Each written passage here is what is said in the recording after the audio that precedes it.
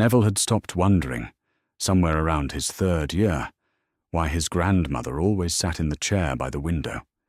It stood 2 inches to the left of where the healers left it, a precise, habitual adjustment Augusta made before she sat, every visit, because Frank used to like the light from that angle. She had said this once, matter-of-factly, without looking at Neville, and that had been the end of it. The chair moved back to its original position every time they left. Every time they returned, Augusta moved it again. The ward was quiet in the way that permanent places become quiet, not peaceful, exactly, but settled into itself. Healers passed in lime-green robes. Potions arrived on schedule. Somewhere behind a drawn curtain, someone was speaking in a low, patient voice to a patient who would not respond. The Janus Thicky ward didn't change between Neville's visits, and this was both the worst thing about it and the thing that made it bearable to come back. Frank was sitting up today, which meant nothing. His eyes were open, resting on the middle distance somewhere past Neville's left ear, and his hands lay flat on the bedsheet. Neville stood beside the bed and looked at his father's face, the square jaw, the dark eyes Augusta said he'd inherited, and waited for something to register. Nothing did. He'd learned to stop expecting it somewhere around 2nd year. Alice was the one who moved. She came shuffling across from her own bed with the slow sideways gait Neville had memorized across years of visits, one hand trailing the wall, until she was close enough for him to smell the faint sweetness of the Drubel's wrapper she was already working from her pocket. She pressed it into his palm without looking at him. Her eyes were somewhere past his shoulder, pale and absent, fixed on something Neville couldn't find. He took it. He always took it. "Thank you," he said, which he also always said. Augusta materialized at his shoulder in a sweep of green dress and fox fur scarf, her extraordinary hat, the one with the stuffed vulture, slightly at an angle from the wind outside, her large red handbag over one arm. She said, "Oh, Alice, how lovely," in the voice she kept carefully level for things that required enormous effort to endure, and she touched Alice's hand briefly, 2 seconds, no more, before turning to Neville with a different voice entirely. The one that meant rubbish bin, wrapper, now. He was halfway to the bin when he heard the Weasleys, Fred and George first, overlapping in the corridor the way they only did when both were equally certain they were right about something. Ron's voice underneath them, muffled by what sounded like a sandwich. Hermione saying his name in a tone that meant stop that.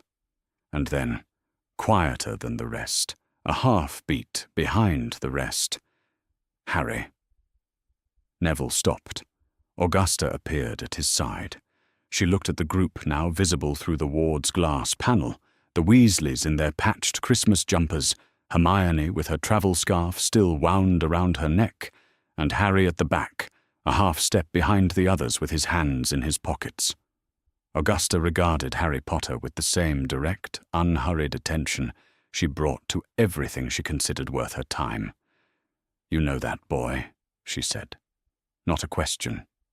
"He's my friend," Neville said. Augusta adjusted the fox fur scarf at her collar. "We shan't lurk, then," she said, and went out into the corridor first, as she did everything. The introductions were conducted on Augusta's terms. She shook hands with Molly Weasley and registered Fred and George with the nod she reserved for people whose capabilities she'd assessed and found satisfactory. She asked Ginny which year she was in and accepted the answer without comment.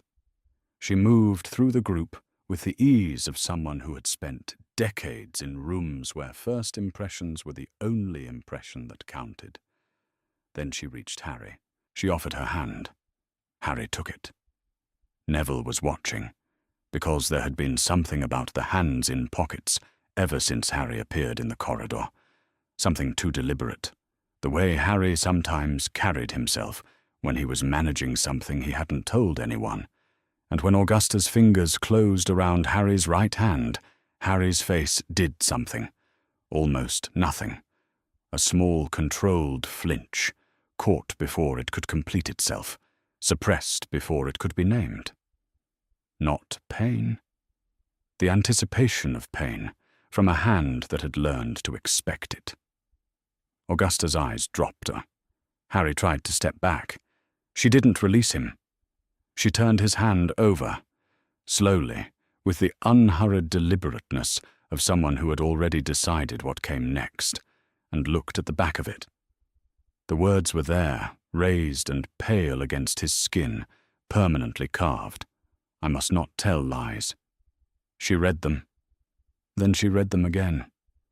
Then she looked up at Harry's face, with the expression she reserved for things that were unacceptable on a fundamental level. "Who," she said, "gave you detention? Not, when did this happen? Not, does it hurt? Who?" Harry said nothing. His jaw was set and his gaze was fixed on a point somewhere above Augusta's shoulder. "Mr. Potter." Same voice, same volume, no louder than before. Molly had come forward, one hand already reaching toward Harry. "Augusta, Mrs. Longbottom, perhaps we could—" "In a moment, Molly," Augusta said, without looking away from Harry. It had the flat certainty of a door being closed, and Molly Weasley, who argued with ministry officials and shouted at Dumbledore when the occasion demanded, stopped. The corridor had gone quiet. Harry looked at Neville. Briefly, just a flicker, as though Neville might know what the correct answer was here. Neville didn't have one. He looked back, which was the only thing he could offer. Harry looked away. "Professor Umbridge," he said quietly.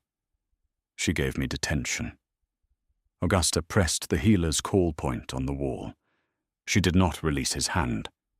The healer who responded was young and professionally composed, and his composure was tested somewhat by the sight of a woman in a hat with a taxidermied vulture maintaining firm custody of a 15-year-old's wrist, while a cluster of Weasleys arranged themselves in a semicircle of varying degrees of alarm. Augusta explained what she had seen. She used the words "dark torture instrument" and confirmed repeated use without softening either phrase, because they were accurate descriptions of an accurate situation. She requested a formal examination, and her tone made clear it was not a request. Harry said, "It is not fine," Augusta said. The words were not addressed to Harry in particular. They were addressed to the room. The examination was brief. The healer used small instruments that moved quietly over the back of Harry's hand, reading the wound's depth and its age, and the nature of what had made it, and the instruments did their work without comment. When he was finished, he wrote the results on an official form in careful, deliberate handwriting, and handed it to Augusta without speaking. She read it. Her face did not change. She turned to Molly and read it aloud, quietly, just between the two of them. And Neville watched Molly Weasley's face travel through something he didn't have words for, and arrive, finally, at white. Augusta folded the report into thirds. She looked at Neville. It lasted 2 seconds, that look, and something passed through it that had no name yet. Something about Frank's open eyes resting on the middle distance. Something about the chair moved 2 inches to the left, visit after visit after visit, because Frank used to like the light. 14 years of this ward, unchanged, and then the look was done, and Augusta was already moving toward the small writing desk beside the ward's owl station. "A messenger owl," she told the healer, who had followed her. "The flu won't reach the ministry directly from this ward." She sat at the desk and composed the letter in the upright handwriting Neville associated with the margins of every letter she had ever sent him at Hogwarts. Corrections, instructions, occasional brief approvals. The letter took perhaps 40 seconds to write. She sealed it, attached it to the leg of the ministry owl the healer produced, and sent it through the high window without hesitation. "The Wizengamot," she said, to no one in particular, while the owl diminished against the grey winter sky, "will convene within the hour." Harry was standing against the wall near the door. His arms were at his sides. He was looking at the back of his right hand. Neville looked down at the Drubel's wrapper, small, silver blue, slightly creased where Alice's thumb had pressed it. He was still holding it. Augusta had said his name twice before the Weasleys arrived, and he had been going to put it in the bin. He put it in his pocket instead. The owl reached Hogwarts at 12 minutes past 4 in the afternoon during the Christmas break, when the school was as empty as it ever got, and the sounds in the corridors were entirely the building's own. Dumbledore read the duplicated healer's report standing at his desk, without sitting down. He read it completely, and without hurrying, and when he reached the last line, he stayed still for a moment, looking out the window at the grey winter loch. The forest had lost its colour. He was not surprised. That was the thing he catalogued first. That he was not surprised.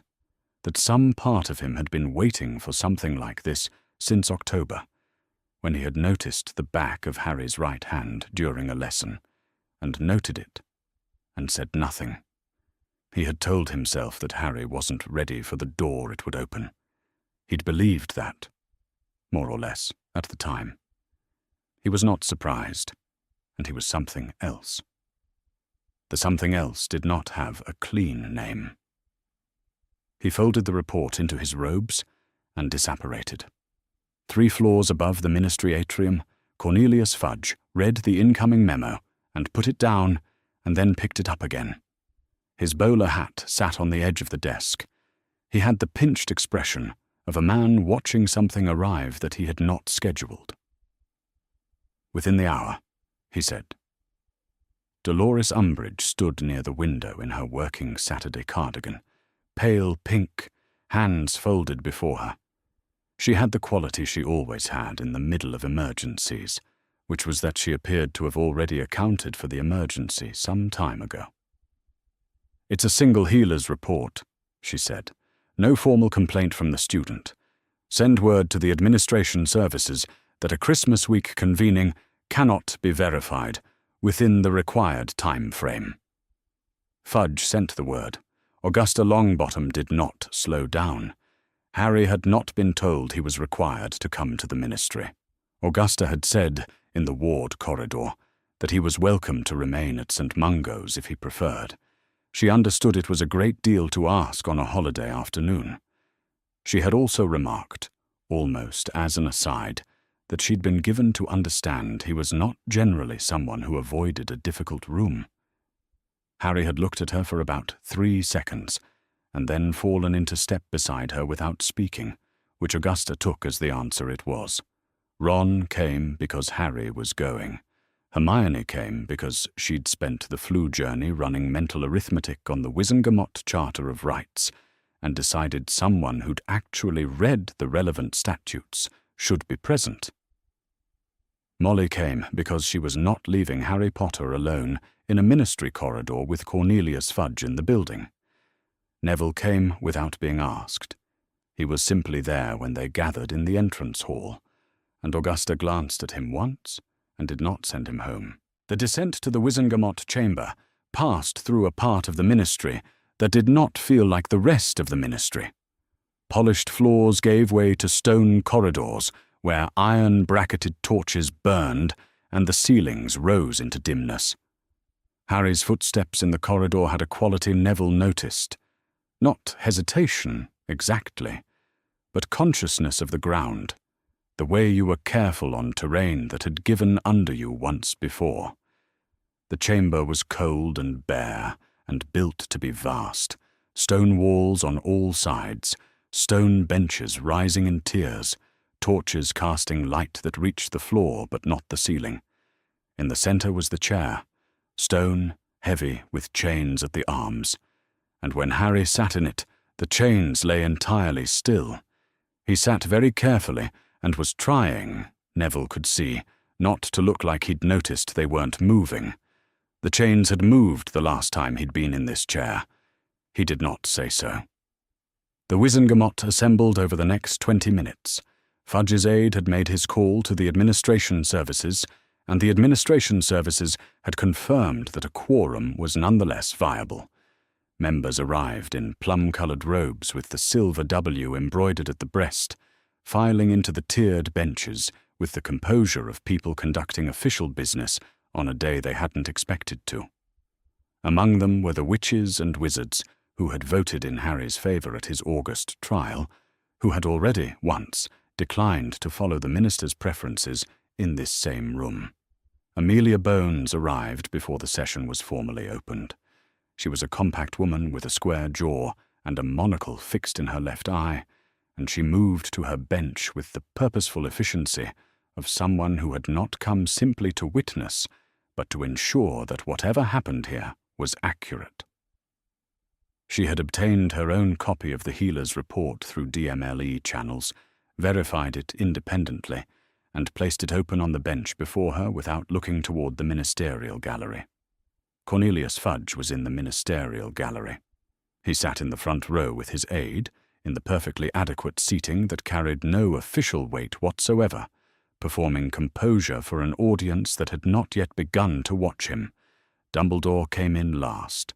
He wore formal robes, deep blue, and his silver hair and beard were in order, and the half-moon spectacles sat on his crooked nose, and he walked to the chief warlock's seat at the head of the chamber without hurry. He sat. He arranged his robes. He placed his hands flat on the desk. Then he raised his eyes to the chamber, and the chamber went quiet. "The Wizengamot is in emergency session," he said, "convened under the Wizengamot Charter of Rights, at the request of Augusta Longbottom, of the House of Longbottom, in the matter of an official healer's report filed this afternoon at St. Mungo's Hospital for magical maladies and injuries." He did not look toward the ministerial gallery. "Mrs. Longbottom, the floor is yours." Augusta did not stand the way people stood when they were grateful for the opportunity. She placed the healer's report on the table. She said, "What you have before you is the official medical record of the examination conducted today on Harry Potter, age 15, fifth-year student at Hogwarts School of Witchcraft and Wizardry. The instrument identified as the cause of the wound is a black quill, a registered dark object under ministry classification used repeatedly over the course of several months during the current school year. The permanence of the scarring is on page 2. This instrument was provided to this student for use during detention by Dolores Umbridge, Senior Undersecretary to the Minister for Magic, in her capacity as Hogwarts High Inquisitor." The room shifted. The torches held steady. Nobody moved dramatically, but the quality of the silence changed in the way it changes when a statement has been made that is simply accurate, and accuracy has a different texture than argument. Several members turned toward the ministerial gallery. Fudge was looking at his hands. A formal motion was entered. The healer's report was accepted into the official Wizengamot register. A motion to summon Umbridge to appear passed, and an aide was dispatched. In the visitors' gallery above the chamber floor, Neville watched Augusta sit back down after she had said what she came to say, fold her hands in her lap, and wait. He had watched her manage every difficulty of his life, his marks, his wand, his inadequacies, the ward. He had thought he knew what she was capable of. He hadn't known she had this. Harry, in the central chair with the still chains, was watching Augusta too. He had the expression he wore when he was trying to work out what someone expected of him, and hadn't managed it yet. Augusta was not, visibly, expecting anything from him. She was simply waiting, with the patience of someone who had come here to do one thing, had done it, and had time enough for whatever came next. The chamber waited for Umbridge. Augusta waited with it. The chamber had the quality of rooms that knew how to wait. Harry had noticed this in August, the way the stone walls absorbed sound rather than echoing it, so that every word arrived complete and with nowhere to dissipate. He was in the central chair again, the chains lying still at the arms, and Dumbledore was looking at him from the Chief Warlock's seat, with the expression Harry had learned to recognize as Dumbledore's listening face, attentive, patient, and giving nothing back.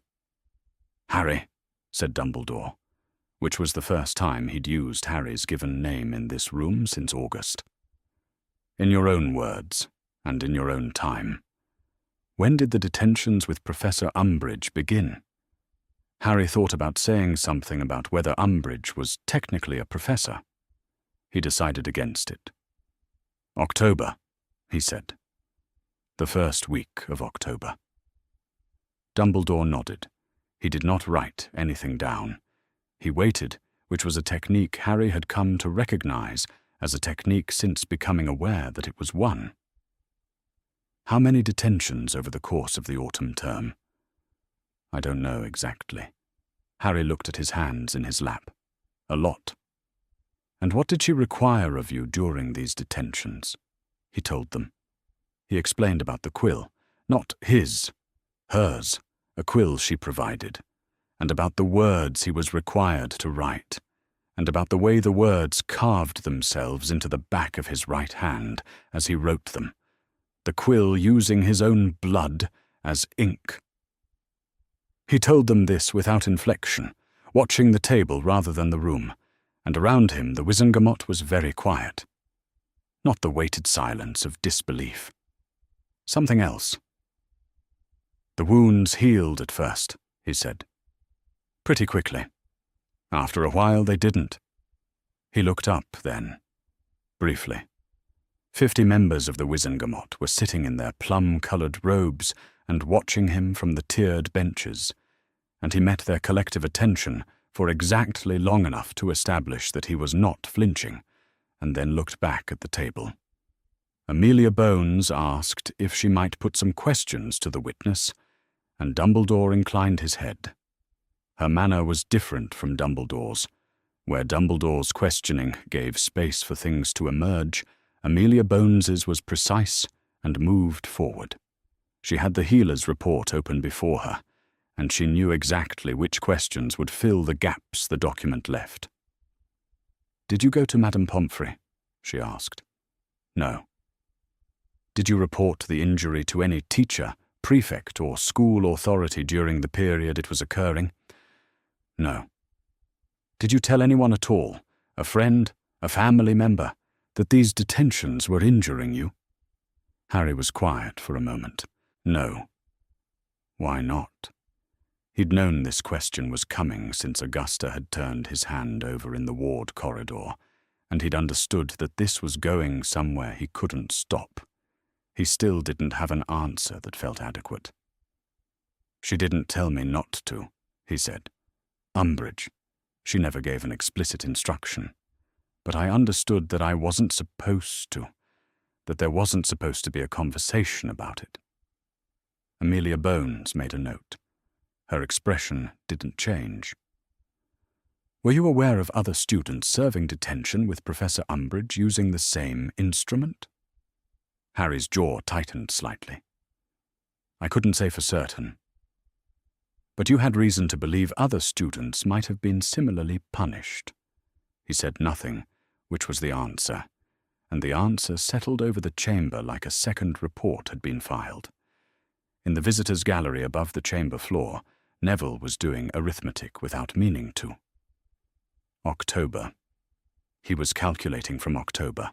Harry had been sitting in that chair at Madame Hooch's flying lesson in September, with his hands on his knees, and Neville had not noticed anything particular. October, the first week of October, and Neville had been 2 benches away from Harry in herbology 3 days a week. He had been at the same table at breakfast. He had been in the next bed over in the dormitory for 4.5 years. He thought about the 6 or 7 times this term when Harry had gone quiet at a moment when Neville said something. He thought about the Tuesday in November when Harry had kept his hands under his robes during the whole of the lesson, and Neville had thought, in the easy shorthand of knowing someone at school, that Harry was cold. He thought about the times he had privately registered, that Harry seemed distracted lately, and had not asked about it, because Harry didn't talk about himself the way Neville had, eventually, with effort, learned to talk about himself, and there was never any point in pressing. Below him, Harry was answering Amelia Bones's question about whether other students had been punished. Harry was saying he couldn't say for certain, and Neville was sitting in the visitors' gallery, understanding, for the first time and all at once, that Harry had carried this through the entire autumn term, while Neville had been 2 benches away, not asking. He hadn't asked. He hadn't asked once. Back on the chamber floor, a Wizengamot member, whose manner aligned with the ministerial gallery, had been attempting for several minutes to introduce an alternative framing. The quill had been used within the scope of sanctioned educational authority. Harry Potter had a documented history of publicly challenging ministry positions. His account was unverifiable by any witness.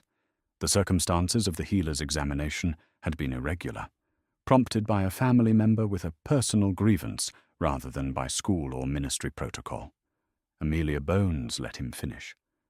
Then she opened the healer's report to the classification section and read, unhurriedly, the ministry's own registered designation for the instrument under review.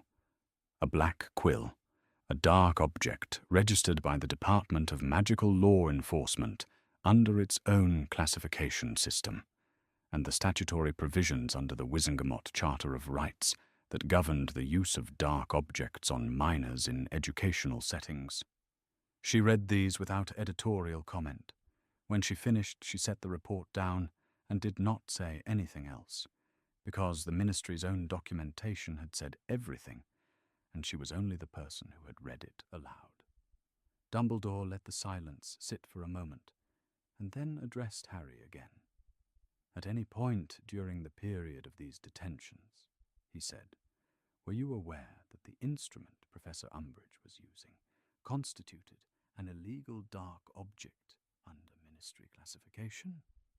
Harry considered this properly. It was the kind of question he didn't want to get wrong. "Not exactly," he said. "I didn't know the ministry classification. I don't know the classification system well enough. I mean, I didn't think of it in those terms." Dumbledore waited. "I knew it was wrong," Harry said. "I knew what she was doing was wrong. I just didn't know the specific, I didn't know the legal category." He stopped. The distinction felt, even to him, slightly awkward. The difference between knowing a thing was wrong and knowing the name of the law it was breaking, and it landed awkwardly in the chamber too, in a way that was not, Neville thought from the gallery, awkward against Harry. It was awkward against the people who had written the law and then employed Umbridge. The member who had been reframing the testimony did not attempt another question. Amelia Bones's pen was still. Several members were looking toward the ministerial gallery, and the ministerial gallery was occupying itself with its program. An aide appeared at the side entrance and spoke to the clerk. The clerk rose. "Dolores Umbridge has responded to the summons and is present in the building." Dumbledore said that the witness was excused and thanked Harry for his testimony. Harry stood from the central chair, and the chains did not reach for him as he left it, and he walked to the visitor steps at the side of the chamber. To reach them, he had to pass the table where Augusta Longbottom was sitting. She did not look at him as he passed. She was already watching the chamber door. Harry climbed the gallery steps and sat beside Neville, and Ron put a hand on his shoulder briefly without saying anything, and Hermione sat very straight on Harry's other side with the expression of someone who was managing a great deal of feeling through the discipline of sitting still. The chamber waited. They all sat in the cold stone room and waited with it. Harry had both hands flat on his knees. His right hand was facing up. Umbridge entered the chamber the way she entered every room, precisely, without hurry, as though the room had been waiting for her, rather than the other way around. She was squat in her pink robes, her wide mouth set in a composed line, a small bow catching the torchlight where it sat in her hair. The chair at the witness table was not the central stone chair with the chains. She was not accused. She settled into it with the ease of someone who had been carefully briefed on the distinction, and who found the distinction entirely satisfactory. She identified herself, her name, her title, her positions: Senior Undersecretary to the Minister for Magic, Professor of Defense Against the Dark Arts at Hogwarts School of Witchcraft and Wizardry, Hogwarts High Inquisitor, under Educational Decree number 23. She gave each title without inflection, as one read the opening page of a document. Establishing record, nothing more. Her defense was methodical. The Ministry's authority over educational practice at Hogwarts was established by the decree and confirmed by the Minister's office. The detention had been administered in response to documented and repeated disruption by a student with a history of publicly challenging ministry positions. No formal complaint had been filed by the student, his guardians, or his school at any point during the term. The instrument used was, she acknowledged without being asked, a registered dark object. She acknowledged this without hesitation, without the slight flinch Neville had half expected. It was a dark object. She had used it. These were both true, and its use in a controlled educational setting, at the discretion of a sanctioned ministry authority operating within the scope of her legislated powers as High Inquisitor, was within the scope of the decree. Amelia Bones's pen stopped. "Mrs. Umbridge," she said, "would you direct the chamber to the provision of the Wizengamot Charter of Rights that permits a sanctioned ministry officer to employ a registered dark torture instrument on a minor? The charter should be read in conjunction with the relevant decrees. I'm asking about the charter, the specific provision." Umbridge's expression did not change. The authority granted under Decree 23 is broad in application. The instrument was broad enough to include the sustained use of a dark object that permanently disfigures a 15-year-old's hand, Amelia Bones said, not quite as a question. The pause that followed was deliberate and composed, and it lasted long enough that the chamber understood the answer was not forthcoming, because there was no satisfactory answer available. Cornelius Fudge leaned forward in the ministerial gallery and began to speak. Dumbledore turned toward the gallery with a pleasant expression and noted that the minister was not a formal participant in these proceedings and was welcome to submit written observations following the session's conclusion. Fudge sat back. The pleasantness of Dumbledore's delivery had the quality of a door closing without anyone having to slam it. Fudge's representative in the body rose. He made an argument. Criminal charges required a higher evidentiary standard than a healer's report, and one student's testimony demonstrated intent, evidence of a pattern of sustained harm beyond what the documents before them established, and, critically, an unambiguous absence of institutional authorization, which was precisely what was disputed here. The Wizengamot Charter of Rights, read in full and in proper context, granted sanctioned authority figures considerable discretion in educational matters. This was a legal argument, carefully framed, and he made it with the confidence of a man who had located a technically available position and intended to occupy it. Augusta Longbottom rose from her chair. She had not spoken at length since her opening statement. She had sat throughout Harry's testimony, throughout Umbridge's defense, throughout the legal argument, and she had not shifted and had not appeared to find the waiting difficult. When she stood, the chamber simply noticed. not because she did anything particular, but because she had been very still for a long time, and then was not. She did not address Umbridge. She looked at the Wizengamot members directly, bench by bench, with the measured patience of someone who trusted the people before her to reach a correct conclusion once correctly informed. "My son," she said, "was an aura. His name is Frank Longbottom. Some of you in this room knew him personally. He was a respected officer of the law and a member of the Order of the Phoenix, and in November of 1981 he was tortured to permanent insanity by people who believed that their authorization, the authorization of Lord Voldemort, gave them the right to use whatever instruments they wished on whoever they chose." The chamber was very quiet. "My son is in a ward on the 4th floor of St. Mungo's Hospital. He has been there for 14 years. His wife is in the same ward. Neither of them knows when I arrive, and neither of them knows when I leave. I have never in 14 years filed a complaint with this body about the manner in which my family was destroyed, because there was a war, and these things happened in wars, and I am not a woman who requires formal proceedings in order to understand what she has lost." She looked once toward the ministerial gallery. "But I understand institutional authority very well. I have understood it, intimately, for 14 years.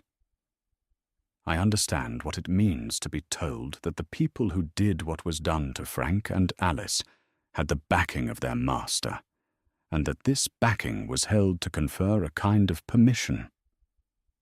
I am asking this chamber, formally and for the record, to decide whether they believe that argument has limits, whether this charter, this document that exists specifically to establish those limits, retains them, or whether the only relevant question when a dark instrument is used on a student in a school is whether the person who used it had the correct paperwork." In the visitors' gallery above the floor, Neville had both hands flat on his knees. He had heard Augusta invoke Frank before. She did it in letters occasionally, references to his father's career, to the Longbottom name, to the standard Neville was expected to reach. It had always felt like a kind of leverage, the useful memory of the dead applied in service of future improvement. This was different. Augusta was standing before the Wizengamot, using Frank Longbottom's name, not as a standard, but as evidence, as a description of what sanctioned authority met with an unchecked dark instrument looked like, 14 years on, when you visited it in a hospital ward on Thursdays. He did not have words for what it did to him. He sat with both hands flat on his knees and did not look for them. The vote was called. It ran for 12 minutes, which felt longer than it was.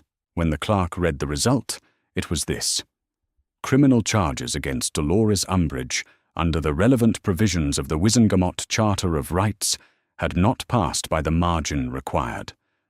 A formal censure of the use of a black quill in a ministry-sanctioned educational detention, finding it inconsistent with the welfare provisions of the Charter of Rights, had passed by a majority of the members present.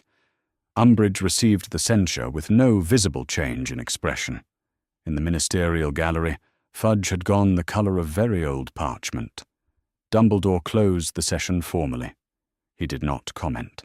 Amelia Bones gathered her documents and left without speaking to anyone on the floor. People rose and moved toward the exits, and Harry came down from the gallery steps and stood near the door with Ron and Hermione and Molly, and he looked, Neville thought, climbing down behind them, like a person who had been dreading a particular conversation, and had now had it, and wasn't sure yet if having had it was better or worse. Augusta was not moving toward the exit. She was at the table, standing, writing on a document she had carried into the chamber already prepared. When she finished, she crossed to the Wizengamot administration clerk and placed the document into his hands precisely. "A formal petition," she said, "under the Wizengamot Charter of Rights, challenging whether Educational Decree 23 constitutionally permits a sanctioned ministry officer to exercise punitive authority over minors in an educational setting without independent oversight." Fudge had been moving toward the exit. He had stopped. He turned. He looked at Augusta Longbottom from 12 feet away, across the cleared stone floor, with the expression of a man watching something he'd thought he'd finished with, "Get back up." Augusta did not look back at him. She picked up her red handbag and walked out. The chamber emptied slowly after that. The torches stayed because someone would come to lower them later, and the chains on the central chair caught what remained of the light, and Dumbledore sat in the Chief Warlock's seat after the last of them had gone and let the room be quiet for a moment. He thought about October. He thought about a hand he had noticed, and a door he had decided Harry was not ready to walk through, and about all of the things he had done and not done between October and this afternoon, and about the record that now existed, official, authenticated, entered into the Wizengamot register, that had not existed 4 months ago. Augusta Longbottom had made it in one afternoon. He stayed in the chair until the torches began to dim.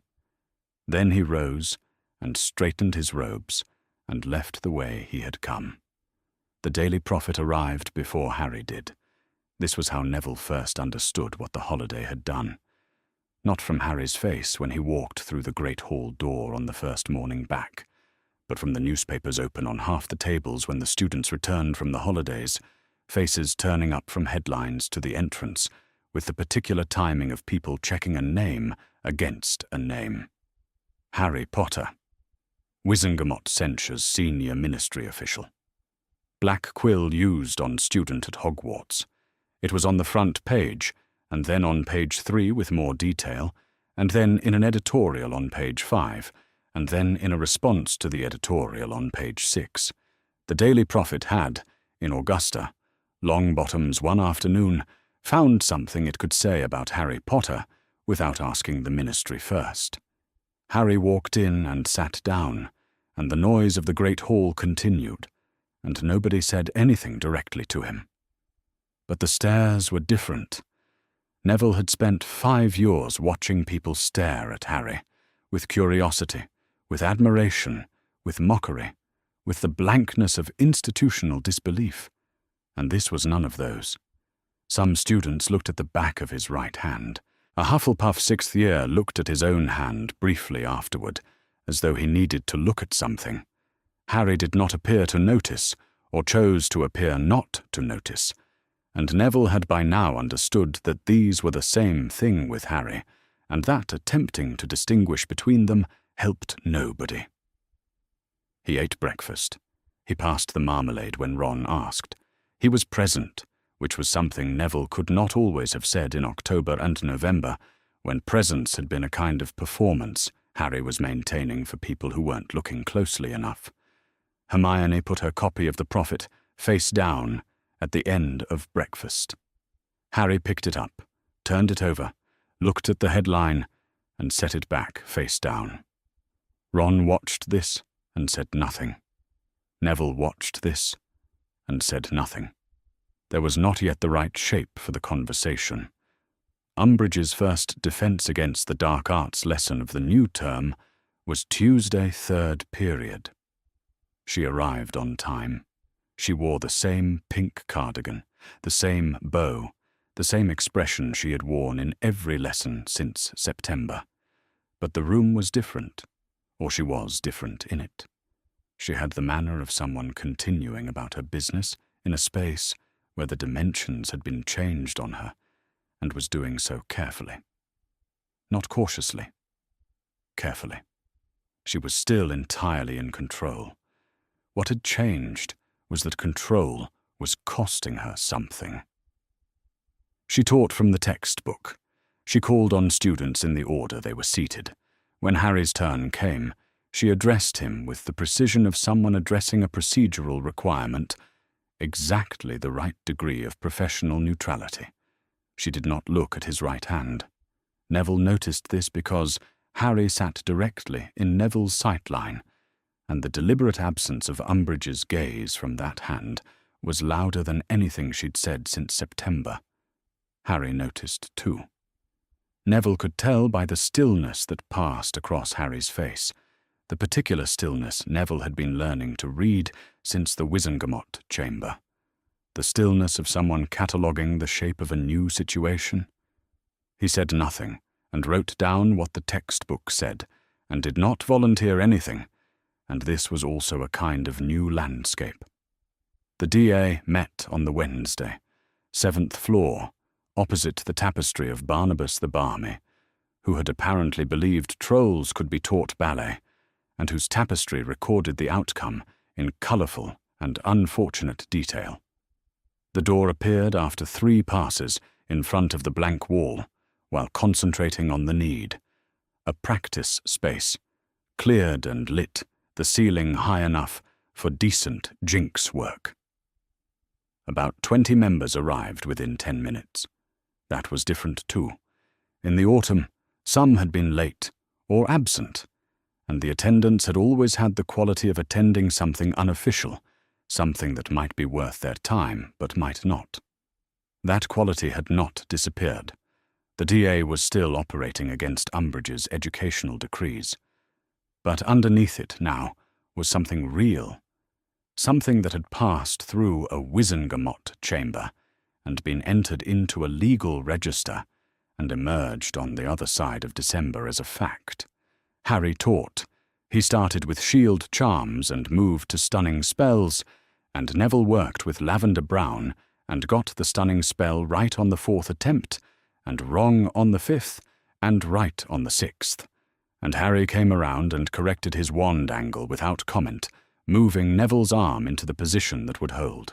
The adjustment was quiet and practical. Neville went back to the practice. Afterward, when people were filing out and Harry was rolling up the parchment list from the corkboard, Neville stayed. Harry waited. He knew by now that Neville's staying was not incidental. "How many times was it?" Neville asked. "The detentions."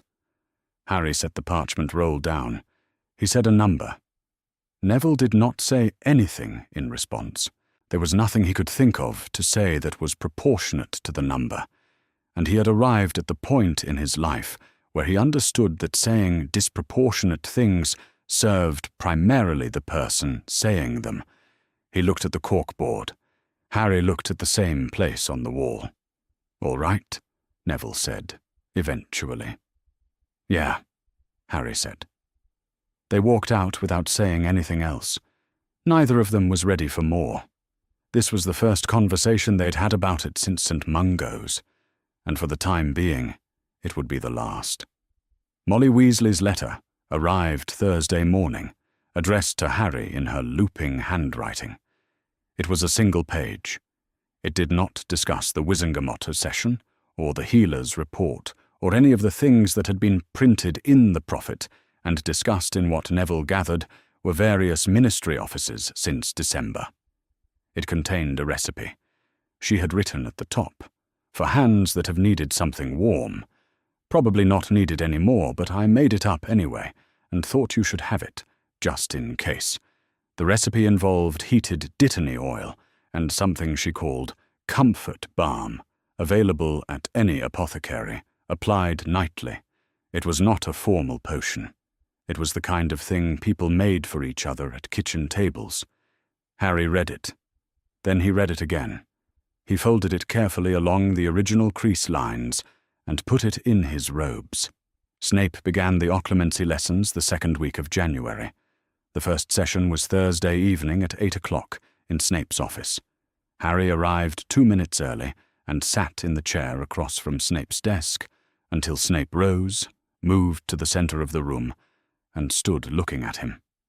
Snape had the assessing expression he used when deciding where to begin, an internal inventory of a student's deficits, ordered by severity.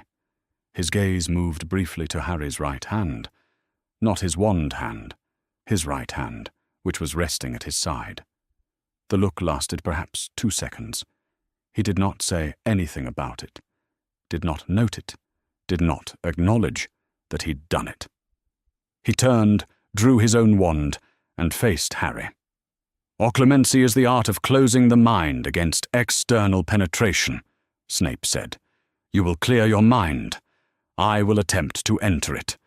You will fail, initially, which is expected. You will fail less as the weeks proceed, which is the point." He paused. "We begin." He was not gentle about it. He was not patient in the manner Dumbledore was patient, with the quality of someone who had time that could be extended. He was methodical, and he moved without wasted motion, and when Harry failed to repel the first attempt and the second and the third, he did not comfort and did not mock. He noted what had given way and moved to the next pass. By the end of the first hour, Harry's head ached, and he was sweating, and he had not repelled a single entry successfully. He came back the following Thursday anyway. Neville did not know any of this about the occlumency lessons. Harry did not mention them to anyone. What Neville knew was that Harry was sleeping badly and had been for weeks, and that Harry was getting through each day without disappearing, and that the newspaper had stopped reporting on the Wizengamot session and had moved on to other things, and that Umbridge was still in the school and was still in every lesson, but had not given a single detention since December. What Neville knew was that the shape of the year had changed in January in ways he could feel the outline of without being able to name. His grandmother had done something in that chamber in one afternoon, and it had changed the dimensions of the place Neville lived in. He was still calibrating. This was the first January he could remember, feeling like the school year had actual weight to it. Like what happened in it mattered. He found, to his surprise, that he did not mind. The auditor arrived on a Thursday in February, which was, McGonagall had been given to understand, a perfectly ordinary scheduling choice, and not intended to suggest anything about the Thursday in particular. He was a small, careful man from the Wizengamot administration services, and he carried a leather satchel and a quill that he used constantly and in silence, and he requested from Umbridge the complete detention records for the autumn term. He reviewed them in a borrowed office on the second floor for the better part of the day. He spoke to no one at length. In the early evening he thanked the deputy headmistress for the use of the space, thanked the headmaster for his time in a 5-minute meeting that McGonagall was not privy to, but whose end she observed from the corridor, Dumbledore's expression giving nothing away as the man departed, and left. McGonagall did not know what the auditor had found in the records, because the records showed what they showed. No documentation of any detention involving a blood quill beyond the student whose hand had already been examined and entered into the Wizengamot's official register. Umbridge had not put it in the records. Harry had never lodged a formal complaint. There was nothing to find beyond what was already known. The auditor had found the hole shaped like the absence of evidence and written it down. But the visit had happened. The Hogwarts staff had watched the man walk the corridors with his satchel, and the Hogwarts staff had understood, without anything being said directly, that someone outside the school was watching. The following morning, McGonagall passed Umbridge in the corridor outside the staff room. Umbridge was moving briskly in the opposite direction, a stack of parchment under one arm, her pink cardigan bright against the stone, and she nodded to McGonagall with the particular pleasantry she used when she was managing a space rather than occupying it. McGonagall inclined her head. They did not stop. Neither of them had any business stopping. But the educational decrees pinned to the staff room notice board were still there, and had been there since autumn, and Umbridge's name appeared on all of them, and the crack that the Wizengamot censure had put into her standing was not a crack in those documents. Her authority remained broad. She could still review staff. She could still report to the ministry on lesson quality. She had simply lost one specific instrument, and she had the look, McGonagall thought, of someone who intended to locate the others. McGonagall did not intend to give her the opportunity. She did not move against Umbridge visibly. She had calculated, with the precision she brought to any problem, that visible movement invited retaliation, and retaliation invited Fudge, and Fudge could still do things with his political weight that she would rather he did not. She waited. She kept her classroom. She marked her essays. She watched when Umbridge moved against the divination professor in late February, invoking Educational Decree 23, citing a review of the professor's fitness for post, declaring that her pedagogical methods did not meet ministry-approved educational standards. McGonagall did not hear about it from Umbridge. She heard about it from the small clutch of students who witnessed the confrontation in the entrance hall, where Umbridge delivered her notice, and the professor responded in a manner that the students described as involving a great deal of weeping and a quite specific prediction about Umbridge's immediate future. Students were reliable reporters of theatrical scenes. McGonagall gave this account its appropriate weight. What she gave its full weight was what happened next. Dumbledore came down the marble staircase, while the professor was still in the entrance hall with her bags. He spoke to Umbridge with the same pleasant, undeflectable calm he had used in the Wizengamot chamber when Fudge had tried to speak out of turn. He told her, in terms that McGonagall later gathered were both perfectly polite and perfectly final, that as headmaster he retained the authority to offer accommodation within the school to any staff member he chose to retain, regardless of their role, and that the divination professor would remain in the castle. He could not override the sacking as such. Umbridge had the decree. But the professor would not leave the building, and she did not. Umbridge had not looked pleased, but she had no legal mechanism to counter it, and without a legal mechanism, she did not move. Snape's occlumency sessions with Harry Potter were, as a pedagogical matter, not going well. This was Snape's considered assessment, delivered to himself with the detachment he tried to maintain about things that would otherwise require him to feel things he had no time to feel. Potter had been attending twice a week since the second week of January, punctual to the point of irritating reliability, and he was failing consistently and creatively. He did not fail in the same way each time, which was the only technically interesting thing about his failure. He failed because his mind had no center to retreat to. Every attempt at occlumency Snape had ever seen, his own included in the early years, involved finding a still point, a fixed internal location to build the barrier from. Potter's mind was not still. It moved constantly, and it moved toward whatever was most recent and most vivid, and those things were always emotional and always right at the surface, and whatever Voldemort was currently placing at that surface, in those visions of corridors and locked doors, had the advantage of reaching in the direction of Potter's attention with magnetic precision. The prophet had made it worse, in Snape's view. Not that he had any intention of saying this to Potter. The censure, the hearing, the coverage, all of it had added texture to the content of the mind Snape was trying to teach to be opaque. The mind of a 15-year-old who had been publicly vindicated after months of institutional dismissal was not a mind that inclined toward internal quiet.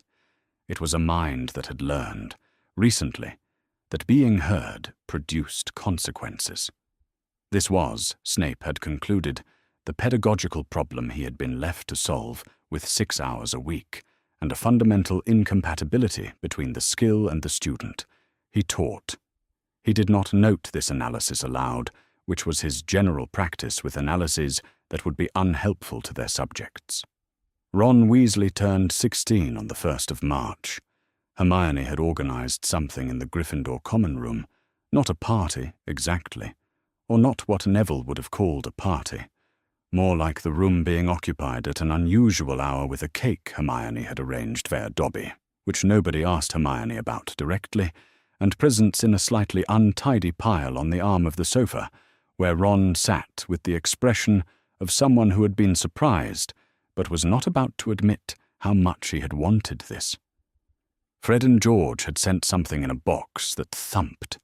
Ginny had knitted him something in Chudley Cannon's orange that she presented with ostentatious suffering.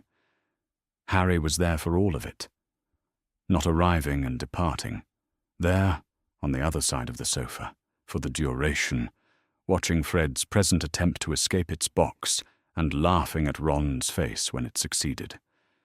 Neville sat in the armchair he'd come to think of as his armchair for these evenings, and he watched Harry sit still for 2 hours, and he did not mark it aloud, because marking it would make it about something other than itself. It was small, the chapter of the year where it would have been a relief just to find Harry still in the room at midnight had not been so long ago. Augusta's letter came in the 2nd week of March, addressed to Neville in her characteristic upright hand. The petition, she wrote, was being deliberated by the Wizengamot administration services. She did not offer a predicted outcome, because predicting outcomes before deliberation concluded was imprecise, and she did not deal in imprecision. The process was working as it was intended to work. He should not expect anything quickly. He should, in the meantime, continue to apply himself to his studies, in particular whatever form his practical defense education was currently taking. She was given to understand, she wrote, in a sentence that arrived with careful precision, that the official ministry curriculum was supplemented by other preparation. She hoped that preparation was rigorous. Neville read this sentence twice. Augusta did not know about the DA, or she knew the shape of something without knowing its name, which was a different and more Augusta-like thing to know. He wrote back and said he was working hard. He meant it. It began with a list. Umbridge had it in her hands by Tuesday morning of the 2nd week of April, a parchment covered in names, 28 of them, and the dates and locations of meetings stretching back to October of the previous year. A DA member had provided it. The manner of provision would not be examined here, because what mattered was the parchment itself, which was specific and verifiable, and constituted, by any reasonable reading, evidence of an organized student group operating in deliberate defiance of Educational Decree 24. Umbridge read the list in her office with the composed attention she brought to any document that contained what she had been looking for. She read it twice. Then she went to Fudge. He took the list when she arrived, and she watched him read it, and watched the color return to his face in the way it did when he had been handed something he could use. The DA was illegal. The organizing adult, in any meaningful sense, was Albus Dumbledore. The meetings had been held in Hogwarts, in a castle over which Dumbledore was headmaster, under his nose, and presumably with his knowledge. This was the moment Umbridge had been building toward since December. Dumbledore could be removed. The ground the Wizengamot censure had opened under the ministry's feet could be covered over. Fudge sent for his escort. They went to Hogwarts. Dumbledore's office was as it always was when Fudge arrived uninvited, which was not infrequently. The silver instruments working quietly on their shelves, Fawkes at rest on his perch, and Dumbledore himself behind his desk with the half-moon spectacles on, and the expression of someone who had been interrupted at something he might return to later. Fudge came in with Umbridge and with 2 auras and with the document under his arm, and he put the list on Dumbledore's desk. He told Dumbledore what it was. He told him what the ministry intended. Dumbledore looked at the list. He did not touch it. He had known this moment was coming, not the exact morning, not the exact auras, but the shape of it. He had also known, since December, that the shape of his response had changed. Augusta Longbottom had driven a stake through the ministry's conduct at Hogwarts and entered it into the official register. Fleeing now, accepting liability, and disappearing as he had always done before, would mean abandoning the institutional ground she had paid for with one afternoon and her son's name. He did not leave. The students, Dumbledore said, formed a practical defense study group in response to a documented failure of their official instruction in defense against the dark arts. He spoke with the pleasantness that was not, and had never been, the same thing as gentleness. That failure is now part of this court's official censure record. I would encourage you, Cornelius, to read the language of that record carefully before proceeding, because the question of whether students who organized their own defense education in place of instruction provided by a ministry-censured teacher can be found in violation of Educational Decree 24 is, I believe, an interesting legal question, and it will be put to the Wizengamot. Fudge said that the decree was clear. The decree is clear, Dumbledore agreed. The Charter of Rights is also clear. The two are currently in tension, which is what courts are for.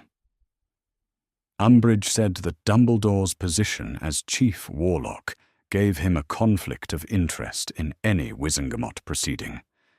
It would, Dumbledore said. I would therefore be recused.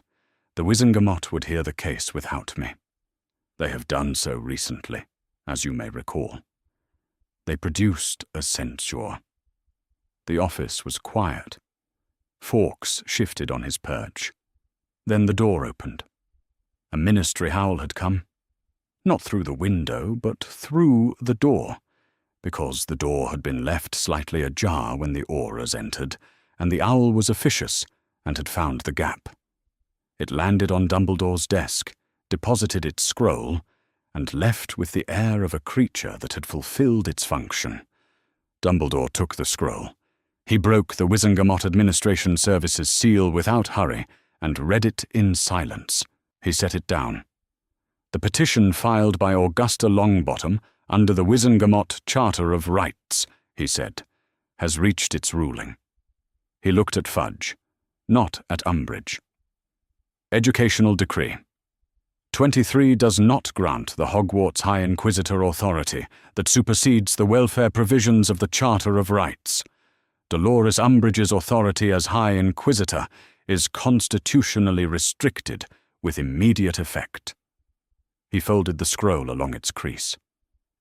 This means that any expulsion of Hogwarts students under inquisitorial authority would be immediately and successfully appealed under the same charter, which means that prosecuting the students on this list would reopen the evidentiary record of the censure under which the restriction was imposed. He let that sit for a moment. You would be asking the Wizengamot, Cornelius, to hear further evidence about what Dolores was doing in her detentions in order to expel the students who were compensating for it. Fudge looked at the scroll on the desk. He looked at Umbridge. He looked at the list of names. He told Umbridge to stand down from any immediate action. He left without speaking again to Dumbledore. Umbridge followed him. The Aurors followed Umbridge. The door closed. In the room of requirement, Neville Longbottom was sitting on the floor with his back against the wall and his father's wand across his knees. The room had given them what they hadn't asked for, not a practice space, but a waiting space, which it had apparently judged to be the correct interpretation of 20 people walking past the Barnabas, the balmy tapestry 3 times, while concentrating urgently on the fact that they had nowhere else to be. There were chairs and a low fire, and people sat or stood in the distributed quiet of a group that had decided, without discussion, that talking would make the waiting longer. Harry was near the door. He had suggested, twice, that he could go and find out what was happening, and twice the group had, through a collective stillness that Neville recognized as a form of communication, declined to let him. He was staying. He was trying, visibly, to stay. Neville looked down at his father's wand. He had been thinking about the wand for months, in a way that had no clean conclusion. It was the wrong wand. Ollivander had said as much without using those words. It had limits he could feel in the extra concentration required to hold spells that should have held automatically. He had compensated for it all year in the DA sessions, working twice as hard, drilling until the compensation became second nature. He had not replaced it, because replacing it felt like something that had a weight, a cost he had not yet determined how to pay. He thought about Augusta, standing at the Wizengamot members' benches, without a wand in her hand. He thought about Frank's name, used as a legal argument. He thought about what it meant that his grandmother had been preparing that argument, not making it up in December, but preparing it for however long she had been thinking about what to do with the fact of who his parents were and what it entitled her to demand. Neville had spent 5 years being afraid in a room. He was in a room and he was not afraid. This was the midpoint, though he did not think of it in those terms. He was simply there, with his back against the wall and his father's wand on his knees. And when Hannah Abbott looked at him from across the room with the question, "Are we going to be all right?" in her expression, he met her eyes and did not look away. He did not know. But he was choosing to stay and find out. It was nearly an hour before Harry said they could go. He said it without explaining, which meant he didn't know either. But he said it with the tone that meant something had changed. They filed out of the room and into the corridor and dispersed before Filch came by. Dumbledore's office was empty when the Aurors left. He sat for a moment at his desk with the Wizengamot ruling in front of him, and Fawkes asleep on his perch, and the silver instruments turning in the quiet. He thought about December. He thought about a woman with a red handbag filing a petition while Fudge watched, and about the months that would have gone differently if he had done in October what Augusta had done in December. He did not sit with it longer than that. There were other things to do.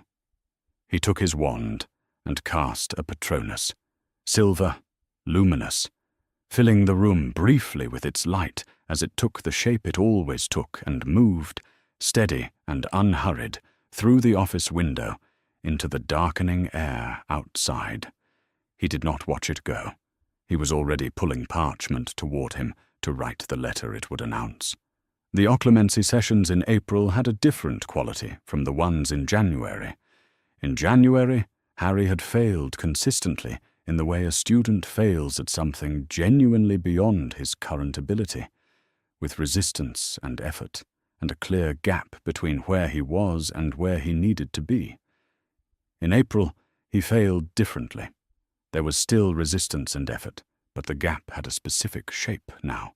When Snape pressed into his mind, Harry's defenses gave way, not just in the places they'd always given way, but toward something, as though the mind had a direction in which it preferred to fall.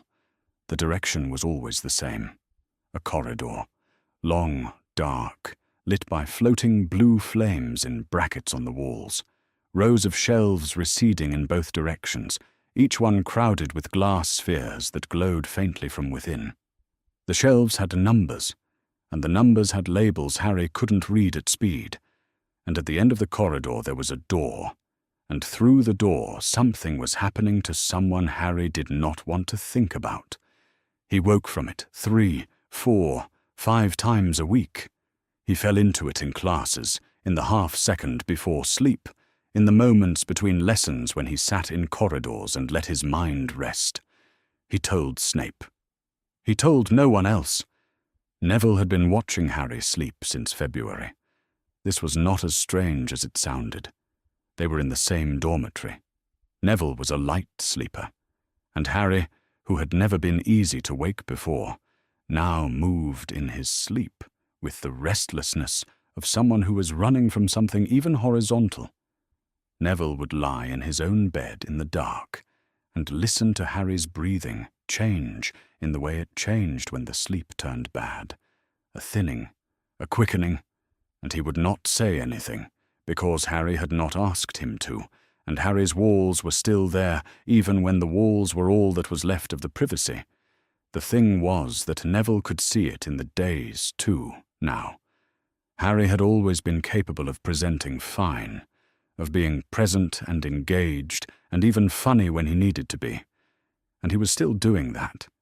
But it was costing him something that it hadn't cost him in January. He was paler. He was slower to laugh. He sat in the common room with his hands around a cup of tea, going cold, and watched the fire for minutes at a stretch without appearing to see it. Neville did not ask. He watched. Hermione found him in the library on a Tuesday afternoon toward the end of April, with Ron in tow, and she put a book down on the table he was working at with the manner of someone who had decided a conversation was necessary. "He's not sleeping," she said, by way of opening. Ron sat down and reached for Neville's biscuit without asking. "He's fine," he said, meaning the opposite, or not the opposite exactly, meaning he didn't know how to hold the worry, so he was setting it down. "He's not," Hermione said. Neville said, "He'll tell someone when he's ready." Hermione looked at him. She had the look she used when she was deciding whether the answer she'd been given was the real one. After a moment, she picked her book back up.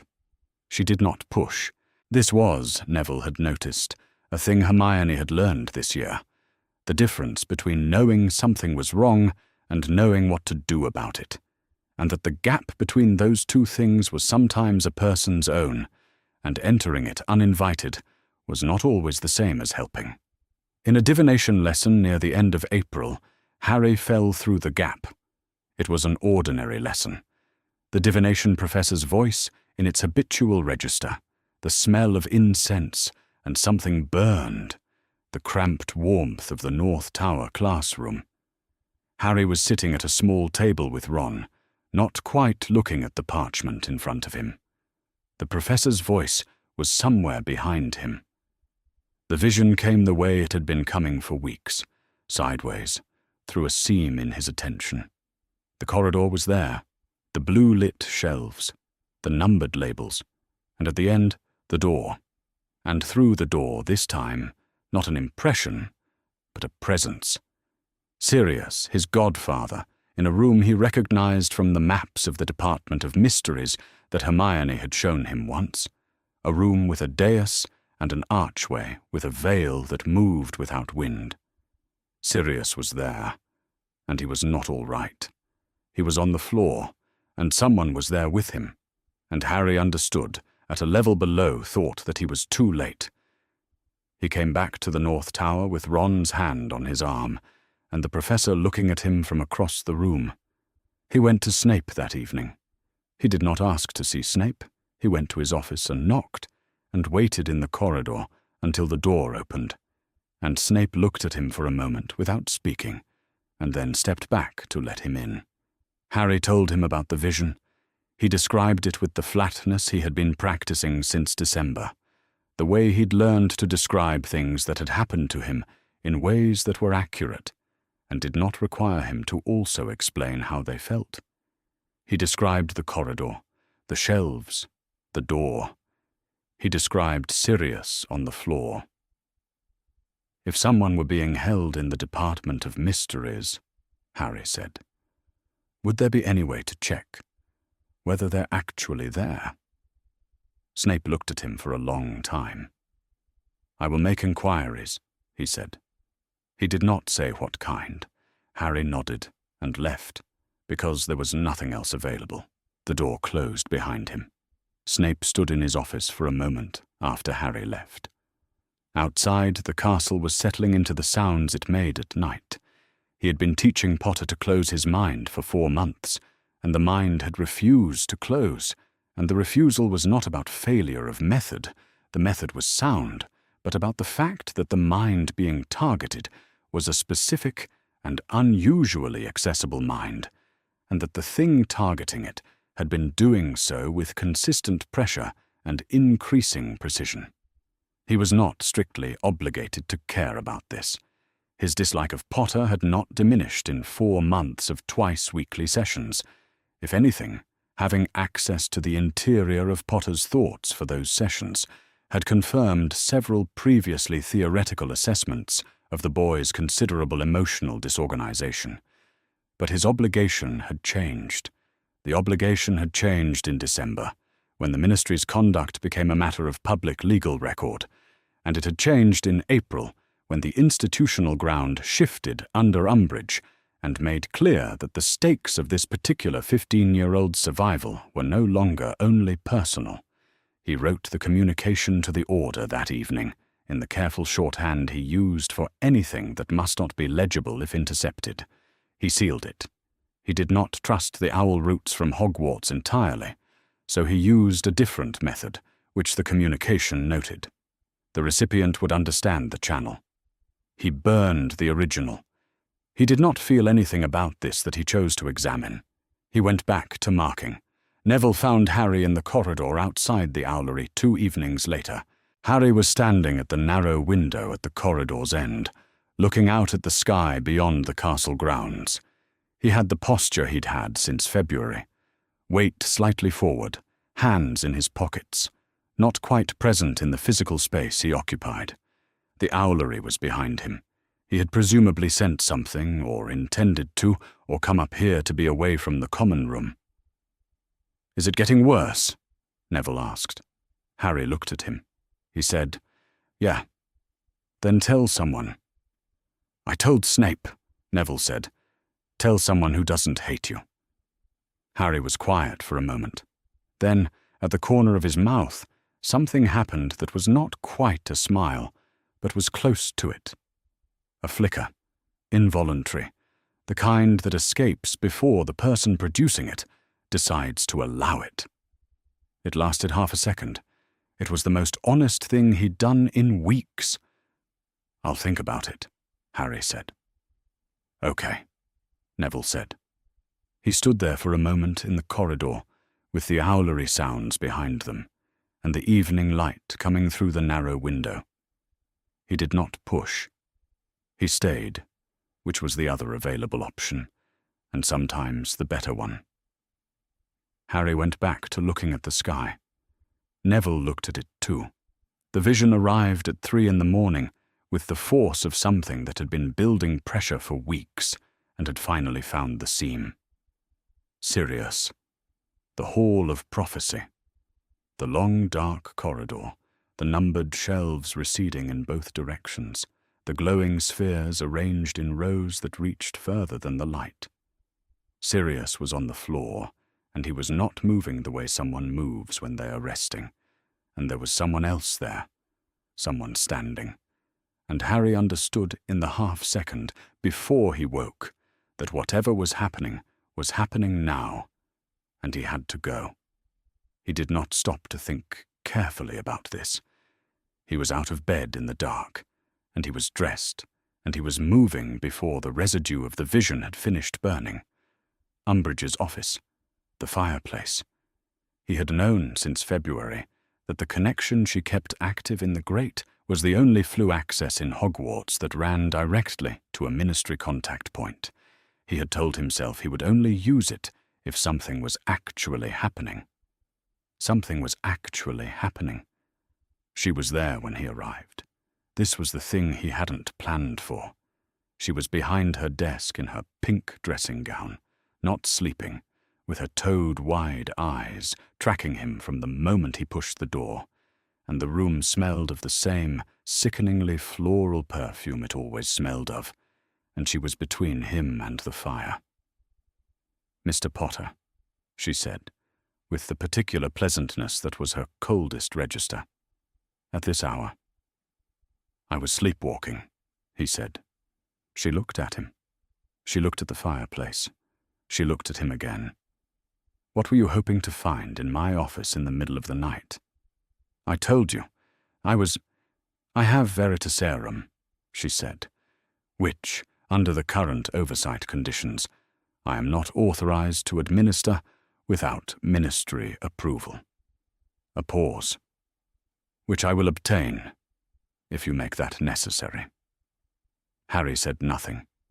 He was watching the fireplace behind her and trying to look like he wasn't.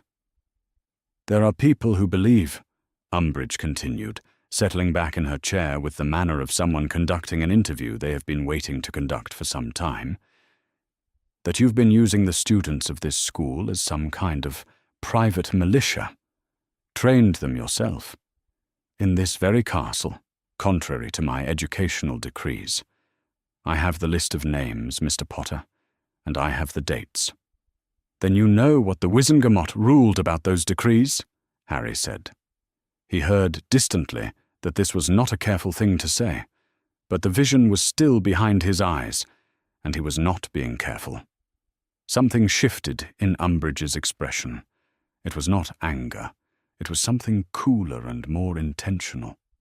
She opened her mouth. Harry's eyes went sideways. He couldn't stop it. The vision came in at the edge of his attention, like light under a closed door. Sirius on the floor, not moving, and for a half-second, Harry was not in Umbridge's office at all. He was there, in the dark, in that corridor. When he came back, Umbridge was on her feet. She had seen it. She had seen the unfocus, the absence, and she was a careful enough observer that she had identified it as something other than inattention. She was already reaching for her wand when the corridor outside erupted. It was Fred and George. He knew the quality of chaos they produced without needing to see it. A bang. Something that sounded like fire. Voices in the corridor responding to whatever they'd done. Then the door was open, and Ron was there. And then Hermione, and Umbridge was managing two things at once, which was two things too many. Harry ran. The six of them had the instinct for each other's movement by now. 5 months of DA sessions had built something in the way they navigated a space together, an understanding of where people were going before they announced it. They were on the grounds before Umbridge had recovered her office. They were at the edge of the Forbidden Forest before anyone came after them with a light. The Thestrals came when Harry called them. Several of the six could see them, leather-winged, skeletal, patient in the dark, solid enough to touch and to climb. Those who couldn't see them reached into the empty air where the others were climbing and found the real and invisible warmth of a living thing and held on. It was not elegant. It was sufficient. They went in through the telephone box in the street, 7 digits, and the atrium was vast and empty, and the golden statues caught the residue of light in a way that made them look alive. Harry kept moving. The others followed. Down. The lifts, and then the corridor, and then the black door that Harry had been seeing in his sleep for 2 months. And it opened at a touch. The Department of Mysteries behind it. A circular room, 12 identical doors, the room rotating when they entered. Harry had been here enough times in dreams to know which door. The third from the left. He pushed it open. The Hall of Prophecy. The corridor was exactly as it had been in the visions. The low blue flames in brackets along the walls, the shelves running back into the dark on both sides, row after numbered row of glowing glass spheres the size of small cannonballs. The labels on each sphere were too small to read at a distance. The hall was so quiet that their footsteps were the loudest thing in it. Harry stopped walking when he found it. Row 97. Toward the end of the row, between a sphere that had gone almost entirely dark and one that glowed gold and uncertain. The card on the shelf at this position said something Harry had to lean forward to read, and when he read it, he stood still for a long time. SPT to APWBD. Dark Lord, and either. The sphere below the card was glowing. Harry's name was on the label, so was Neville's. He didn't touch it yet. He stood looking at it. The orb, glowing, his name and Neville's name on the label, with the particular stillness that arrives when something you expected to be a metaphor turns out to be an object on a shelf. What does it say? Neville had come up beside him. He was holding his father's wand at his side, and he was looking at the shelf with the expression of someone who has registered that something significant has happened without yet knowing what. Harry looked at the orb. He looked at the label. He looked at Neville. "It has both our names on it," he said. Neville was quiet for a moment. Then, "What does that mean?" "I don't know the whole text," which was true. "Dumbledore will explain, when we're out." Harry took the orb from the shelf. It was warm in his hand, and lighter than he'd expected, and the glow inside it pulsed once when he lifted it, as though something had been disturbed. "He'll explain all of it." The Death Eaters came from the end of the corridor, 12 of them, emerging from the far end of the row, with the unhurried certainty of people who had been waiting for something they knew would arrive. Masked. Between Harry and the door. Harry understood it in that moment. The vision had been a mechanism. Sirius had not been here at all. This was where Voldemort had wanted him. He had come. There was no time to be angry about this. There was only the hall, and the 12, and the 6. Harry raised his wand. Around him the others did the same. What happened in the next several minutes was difficult to map afterward, because it happened in the way battle happens, in pieces, with no clean through line, each piece complete in itself and unaware of the others. A spell flew, and a shelf exploded, and glass spheres fell and shattered, and the voices of their prophecies spoke briefly into the air, and were gone. Ron went down in the side corridor. Not a spell, but something else, something that grabbed and held, the brains from the tank in the room they'd passed through, and he got up, and he went down again, and the welts on his arms were going dark. Hermione fell without a sound in the chamber beyond the hall, something purple crossing her chest at the level her robes made it hard to see, and she hit the floor and didn't move in the way that had a specific weight to it, and Harry said her name and did not stop moving, because the door was 6 feet ahead. Neville's nose broke on the second obstacle, a direct hit from a careless elbow or a ricocheted stunner, and the blood came immediately and freely, and he registered it as information. His nose was broken, his wand arm still worked, the next obstacle was in front of him, and he kept going. Not because he was not afraid. He was afraid. The fear was real and present, and moving through him, like water moves through a channel. But he had been afraid before, for years, and he had learned this year the particular difference between fear and stopping. He kept going. He kept going. He kept going. They ran. That was how it went, in the end. Not with any plan, but with the sustained forward motion of people who understood that the alternative was worse. Through the Hall of Prophecy, where the shelves were still falling, and the air was full of broken prophecy, and the voices of things that had been sealed in glass for decades, speaking briefly into the chaos and then dissolving. Through the connecting rooms, the ones that turned and shifted and tried to lose you, and with each room the group was smaller or slower or both, and the Death Eaters behind them were neither. Luna was holding Ginny upright. Neville was running with his wand up, and his face a red mask from his nose, and he was still casting, had been casting since the hall, and the spells were not always clean, but they were there. Harry had the orb in one hand and his wand in the other, and he had stopped being able to hear properly over the sound of the battle and his own blood. They went through a door, and the room on the other side of it was vast. The death chamber was stone-walled and cold, lit by torches on the walls that burned blue and gave the room a quality of something preserved. In the center of the room, on a raised stone dais, stood an archway, ancient, freestanding without walls to support it. Through the archway hung a veil, black heavy fabric that moved without being moved, that drifted in no wind. Harry had heard it before, the first time he'd been to the ministry, the voices from behind it, that he could almost make out. He didn't look at it now.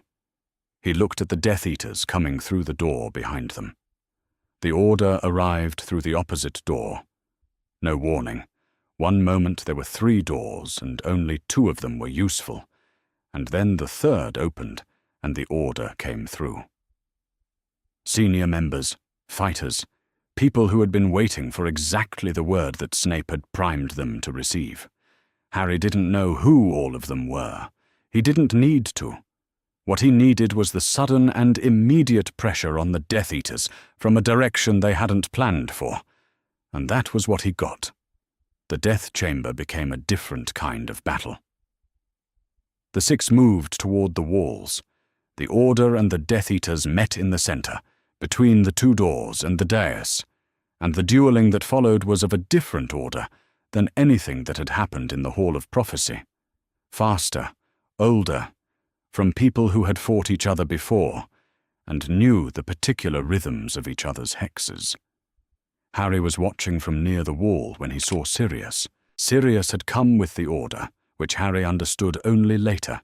At the time, he simply saw him, emerging from the same door the Order had come through in his dark robes, his dark hair and dark eyes catching the blue torchlight, moving with the lightness of a man who had been confined for months and had been let out. He was fighting a Death Eater Harry didn't know. He was laughing.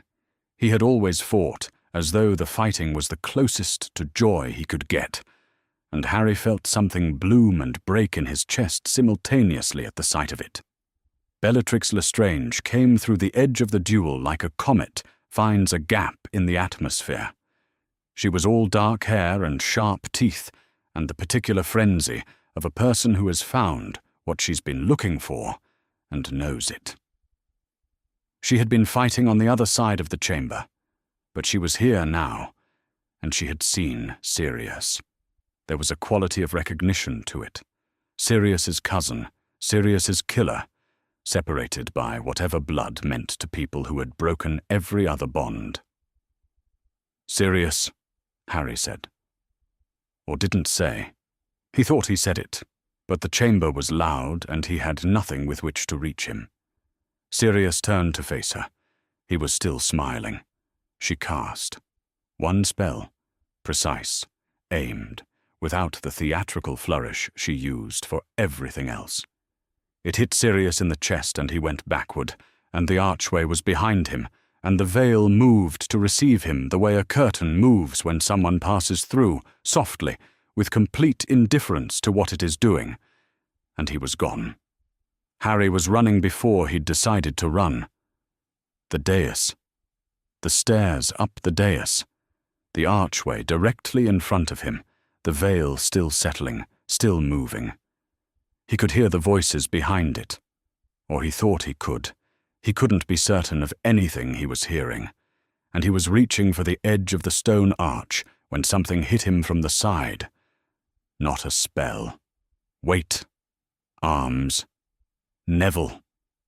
Both hands locked around Harry's arm and his shoulder, and his own broken-nosed weight thrown into the collision, because there was nothing left to use but his body, and he was using it. "He's gone," Neville said. He was saying it close, too close, practically into the side of Harry's face. "He's gone, Harry. He's gone." Harry fought against him. He was stronger than Neville. He knew this. He had always been stronger than Neville, and he pulled against the grip, and Neville didn't let go, and Harry pulled harder, and Neville didn't let go. "He's gone." Harry stopped. It was not a decision. It was the place where the forward motion ran out, and there was Neville's grip still on his arm, and the veil still moving in no wind, and the dais cold stone under his feet, and Sirius on the other side of something that had no other side. Harry had been stopping himself from catastrophic choices for 5 years. This was the first time he'd been stopped. He stood at the edge of the archway, and he did not go through. After, He didn't know how long after. Time in that room had a quality he couldn't account for. The ground shook. Voldemort was in the atrium. Harry knew it the way you know thunder is close. The air changed. The quality of the dueling in the death chamber changed. 2 of the Death Eaters stopped fighting and started retreating. And then they were gone, through the door they'd come through, and the chamber was suddenly quieter. Harry moved. Neville moved with him, still with one hand on Harry's arm. The atrium was lit and vast and occupied. Voldemort was standing near the center, tall, white, the thing that lived behind the face he wore, the thing Harry had been seeing in flashes for months. Fudge was near the lift doors. He was not dueling. He was standing with his bowler hat in his hands, and his face the color of old wax, and he was looking at Voldemort the way a person looks at something they have spent a year telling the public does not exist. Dumbledore was there. The duel that followed was of a different order than the ones Harry had watched in the Death Chamber. Faster, older, between people whose power had no peer in the room and possibly in the world. Harry watched it through the particular blur that arrives when grief hasn't reached full force yet, and the body is still moving on reflex. He saw spells he did not have names for. He saw fire shaped by intent. He saw Dumbledore not fleeing, not containing, not managing. He saw Dumbledore fighting, with a precision that had no audience and no theatre to it, and he thought distantly that he had never seen Dumbledore fight before.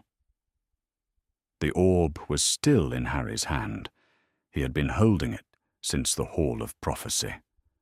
At some point in the atrium it slipped. It hit the marble floor and shattered. The prophecy within it spoke for 2 seconds to the empty air.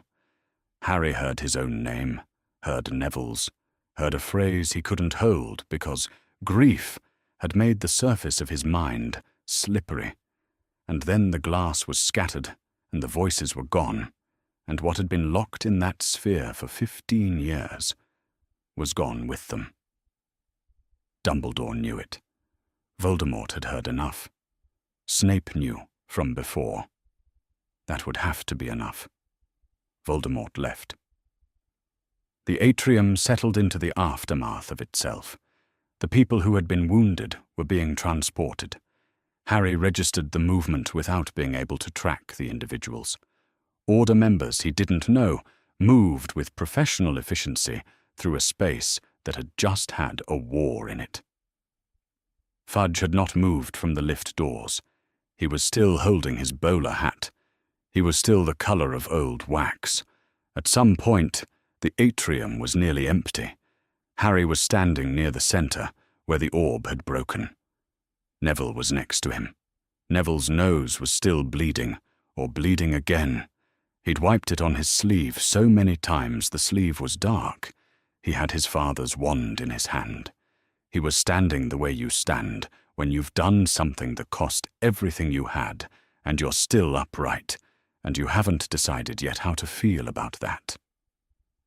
Harry was not looking at anything, but he was still standing. They both were.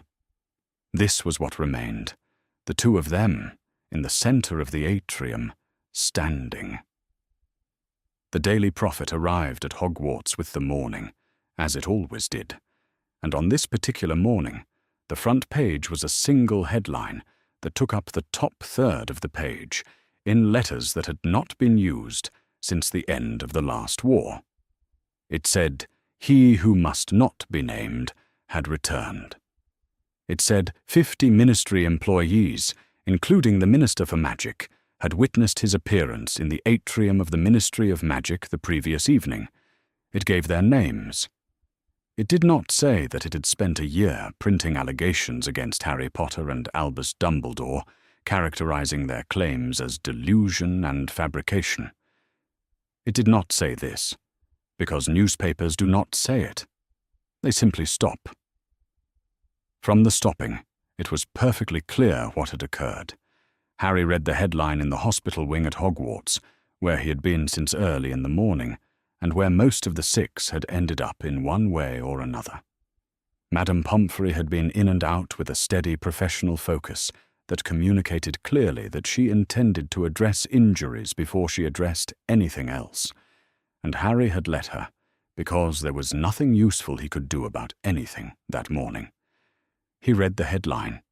He put the paper down. He was still alive, and Sirius was not.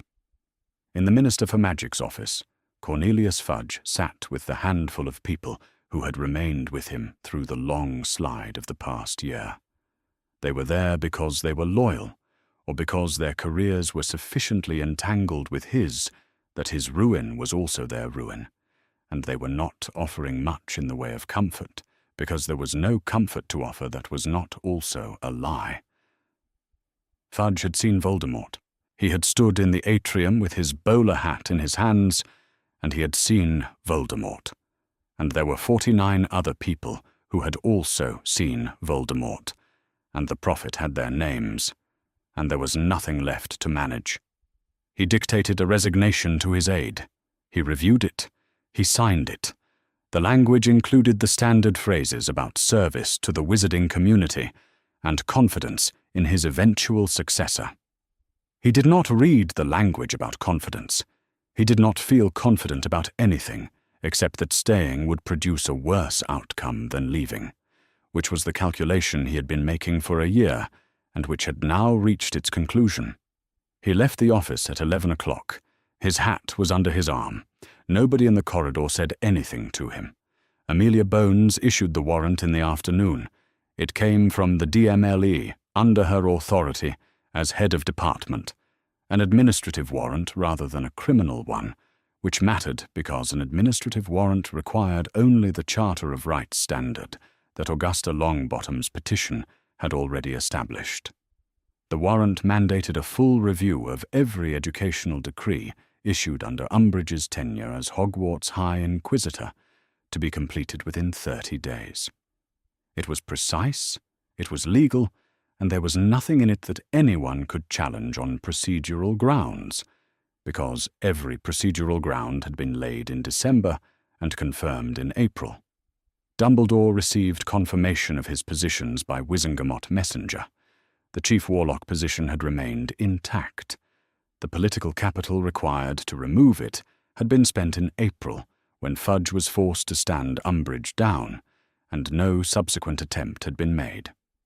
The Supreme Mugwump position, which the International Confederation had placed under review under ministry pressure, was restored now that the ministry could no longer supply that pressure. Dumbledore held both. He went to Hogwarts.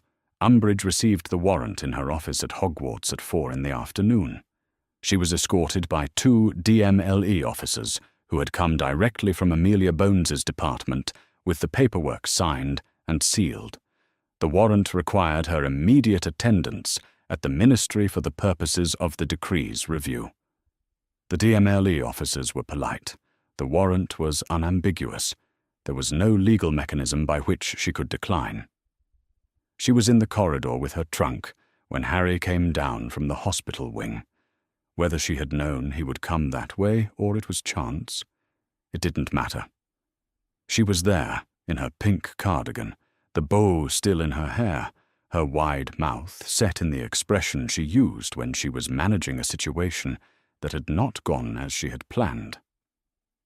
She was carrying her briefcase. She did not look at him. She walked past him in the corridor with her escort and her trunk and her briefcase, and without a single degree of her gaze coming in his direction. And Harry stood against the wall and watched her go, and he felt a great many things, and none of them were what he might have expected. The ministry letter reached Augusta at St. Mungo's. She was in her chair beside Frank's bed. She had come that morning.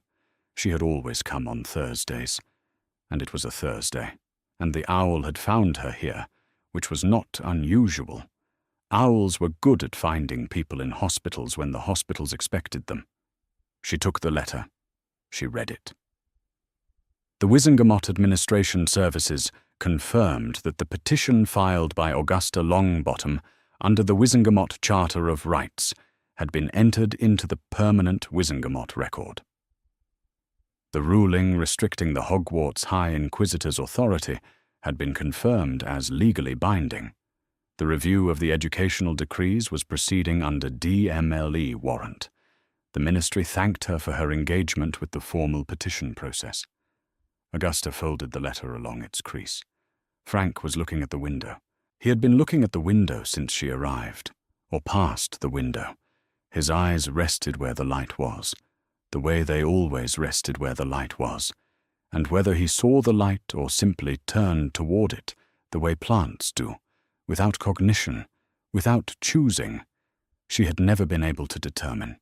She had spent 14 years in this chair and had never been able to determine it.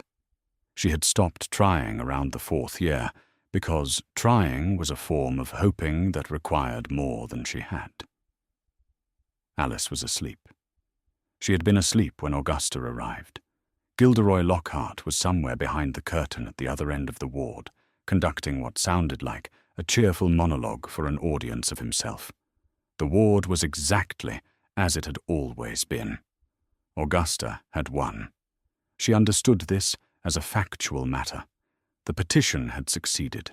The censure was on record. Umbridge had been removed. Fudge had resigned. Harry Potter's testimony could not be expunged. The ministry's conduct at Hogwarts had been made into a public legal record that would outlast the ministry officials who had enabled it. These were real things. They had weight. Frank did not know she had done any of it. She sat with that. She had been sitting with it, she realized, since December. Since the moment she had understood what the healer's report was, and had known what she was going to do with it, and had understood simultaneously that doing it wouldn't produce the outcome that the 14 years in this chair had been wanting. You could change the institution. You could not change what the institution had done. Frank was here, and Alice was sleeping, and Augusta had won, and the ward was exactly as it had always been. She did not say anything. There was nothing to say to Frank, who had not been able to hear her for 14 years, and nothing to say to the room, which did not care what she said. She folded the letter again into a smaller square and put it in her red handbag. She was looking at the window when the ward door opened. She knew without turning.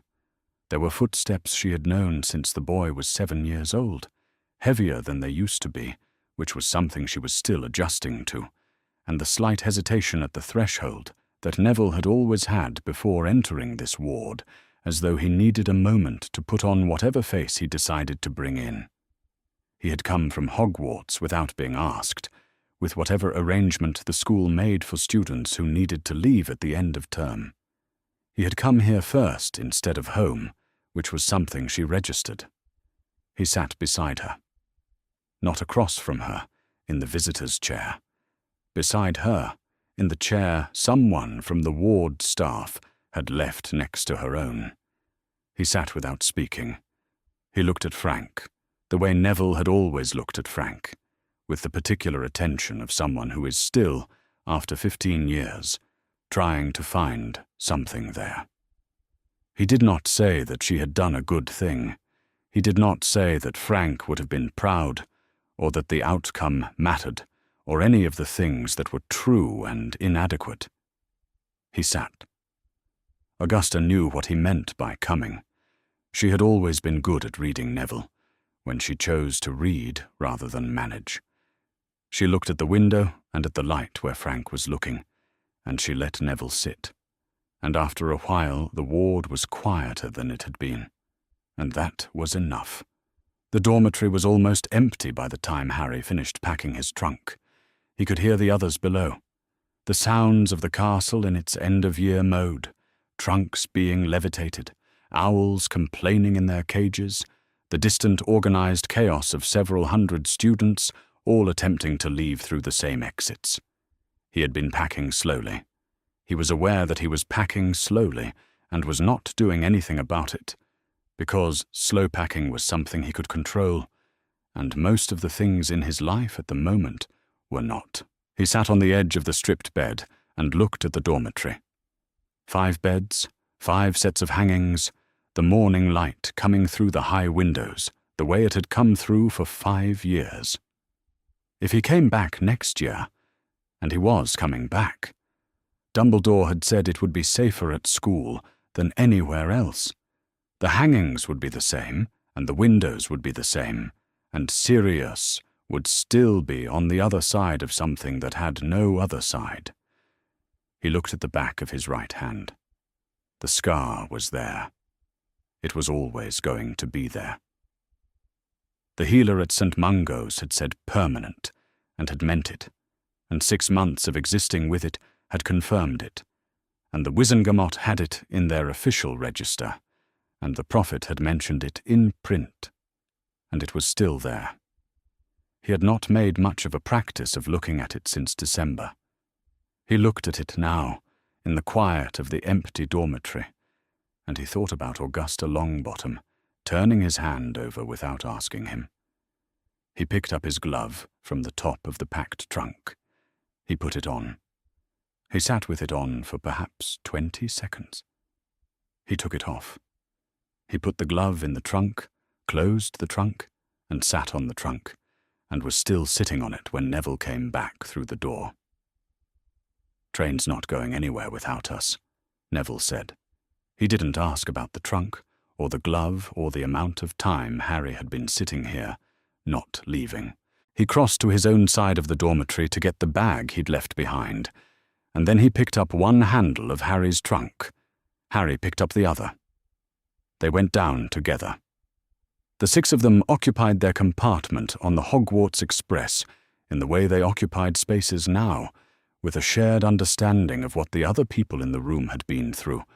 Ron's arms were still mottled with the residue of the brains, fading but not gone. Hermione was reading.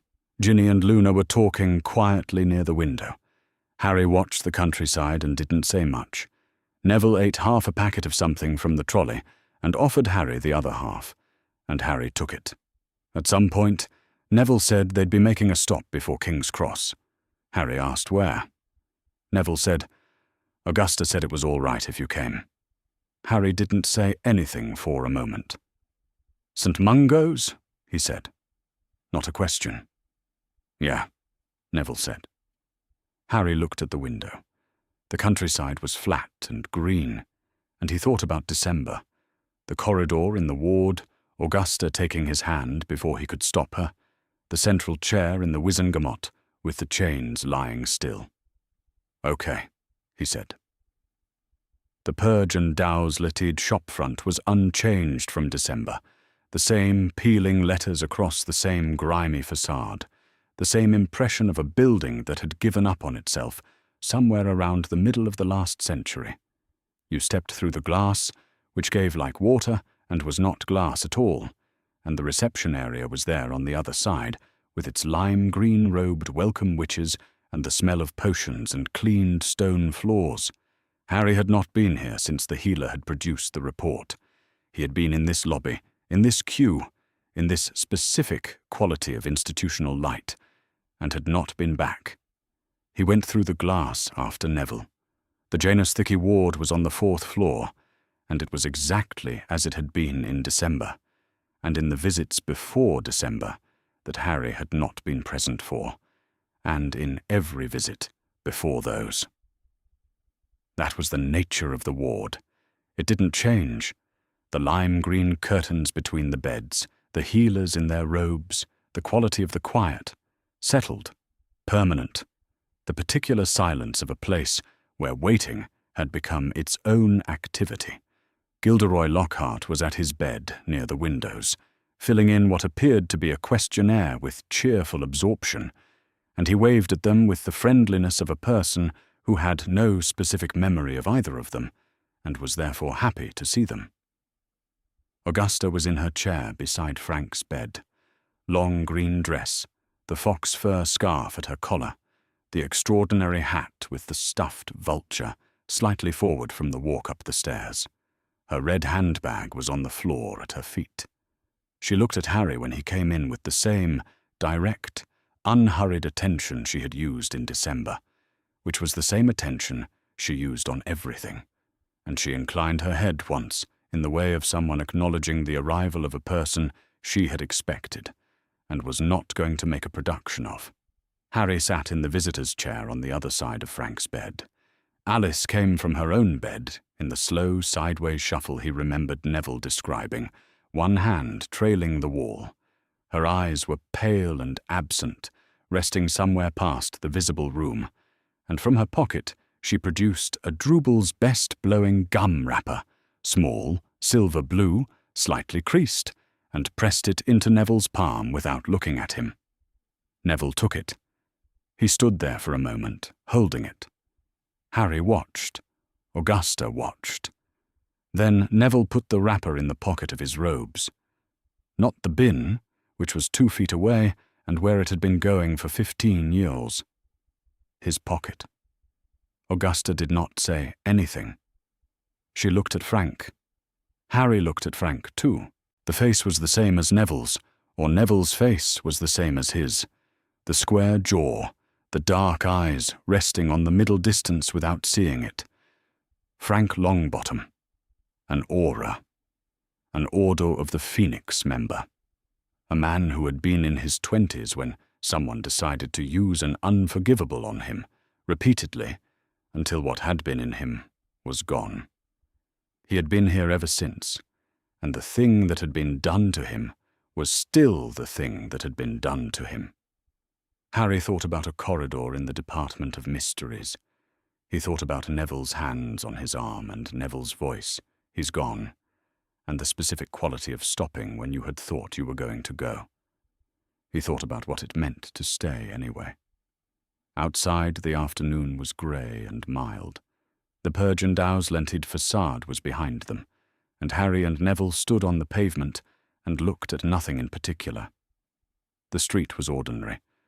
Buses and concrete, and people walking past with the complete indifference of muggles who had somewhere to be. Harry said, "There's something you should know." Neville looked at him. The prophecy. Before it broke, there were 2 names on it. Mine and yours. Both of us were born at the end of July. Both of us had parents who defied Voldemort 3 times. He paused. When the prophecy was made, it could have applied to either of us. Voldemort chose me. He marked me. That's why it ended up being me. Another pause. Shorter. Dumbledore will explain the full text properly. But I wanted you to know now, because you stopped me from going through the veil, and you deserved to know why Voldemort wanted me specifically. Neville was quiet for a while. He looked at the street. He looked at his hands, the way you look at your hands when you're thinking about something that isn't your hands. Then he said, "Your gran never came." Harry said, "No." Neville nodded slowly. He was not saying that this was worse. He was not drawing a comparison or building an argument. He was understanding something. Harry could see him understanding it, the way you can see a person's face shift when a thing that had been in separate pieces connects. He was understanding what Augusta coming had meant. Why Harry, who had been keeping his hand in his pocket for months, had not been able to keep it from Augusta Longbottom. Because nobody had come before. The door of the hospital opened behind them. Augusta came out, pulling her fox fur scarf straight against the evening air, her red handbag over one arm. She looked at the 2 of them standing on the pavement, with the expression she had used in the Wizengamot chamber. The expression of someone who has done what they came to do, and is ready for whatever comes next. Neville turned around. "Are you ready?" he said. "I've been ready since December, Neville," Augusta said. They walked away from St. Mungo's together, the 3 of them, in the grey afternoon. Neville had the gum wrapper in his pocket. Harry had both hands at his sides, uncovered, the scar on the back of his right hand, visible to the street and the sky, and anyone who cared to look. He was not hiding it.